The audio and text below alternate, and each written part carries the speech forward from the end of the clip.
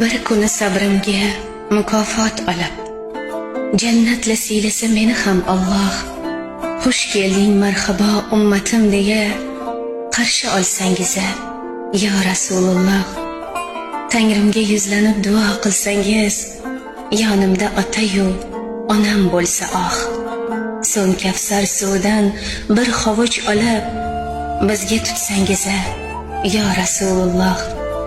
Jannatda tillodan bir qasr qursam, iymondan toj kiysam qilmasdan gunoh. Bir kuni uyimni nurga to'ldirib qadam qo'ysangiz ya Rasululloh.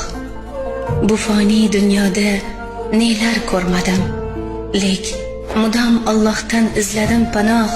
Bir kuni meni ham farzanddek ko'rib duo qilsangiz ya Rasululloh.